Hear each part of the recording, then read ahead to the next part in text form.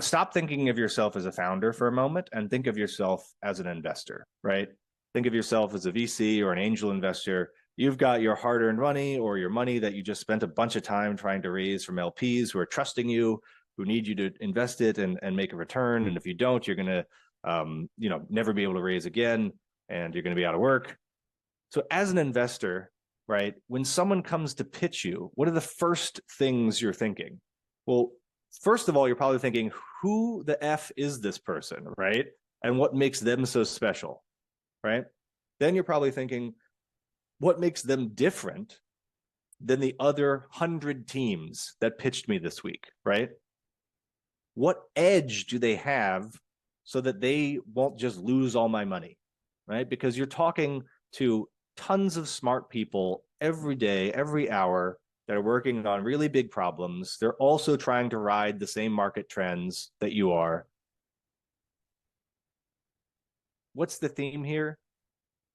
Investors are looking for special, different, edge, right? You've got to stand out. It's not enough to be right. You have to be right, and everyone else be wrong.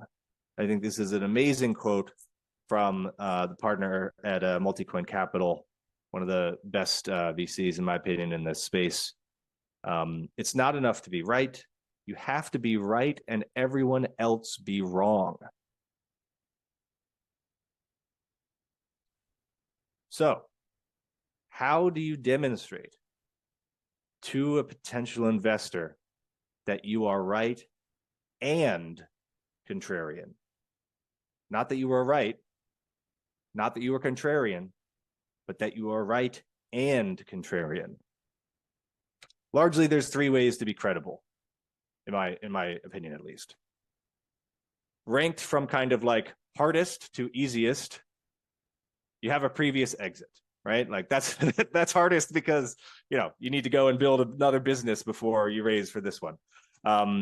If you have a previous exit, that makes you very credible. The second is traction. We'll talk about each of these in more detail in a second.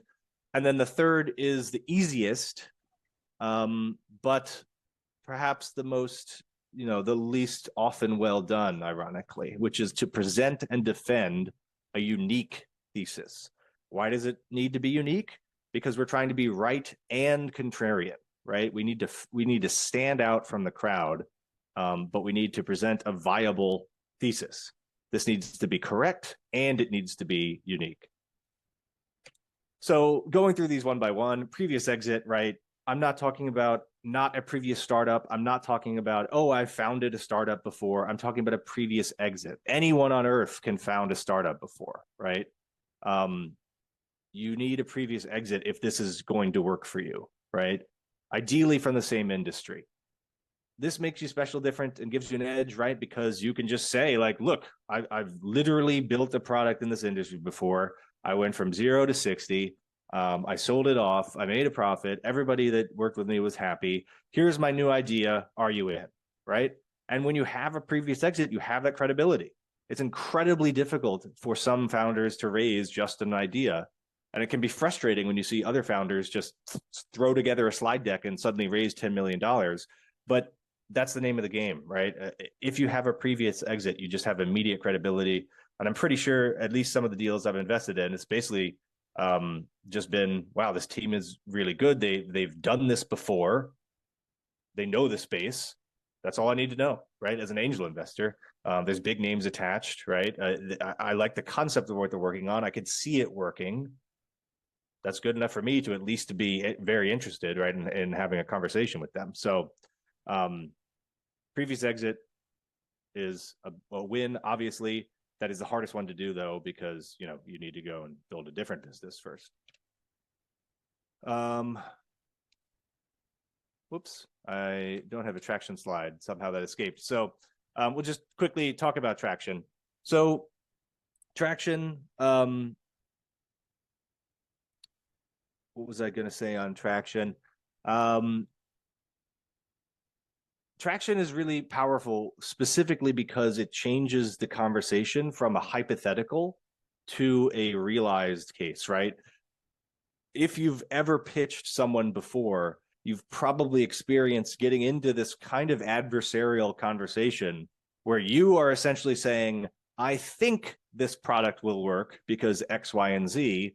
And the investor is saying, I think it will not work, or I doubt it will work because X, Y, and Z, right? You're just talking at a hypothetical level, and there's really nothing to break the tie other than if you have incredible credibility where the investor's willing to basically give you the benefit of the doubt.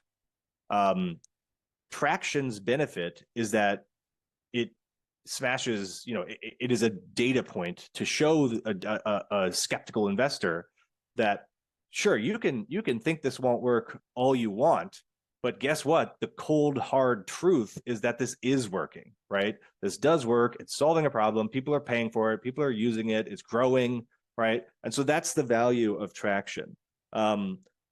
It doesn't necessarily mean you need like the biggest traction. It doesn't like traction is not just an absolute value. It's also a relative growth rate, right? Week over week or month over month, for example.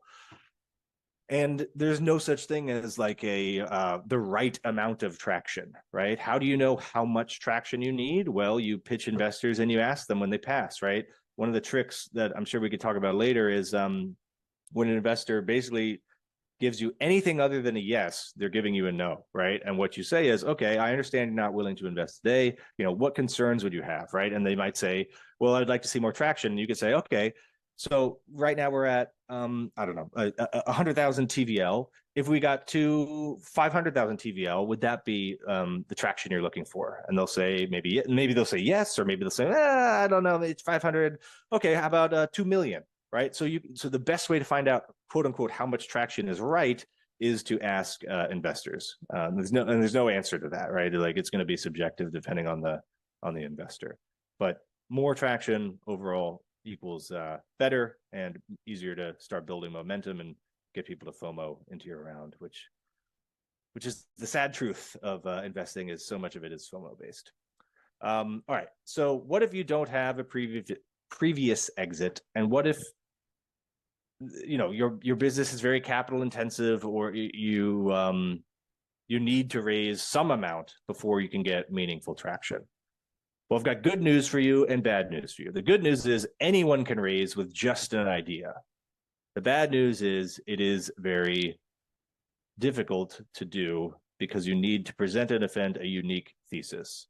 But if you learn how to do it well, then you will be very good at raising. So these are kind of the questions, like given a team doesn't have a previous exit and doesn't have its traction, like these are the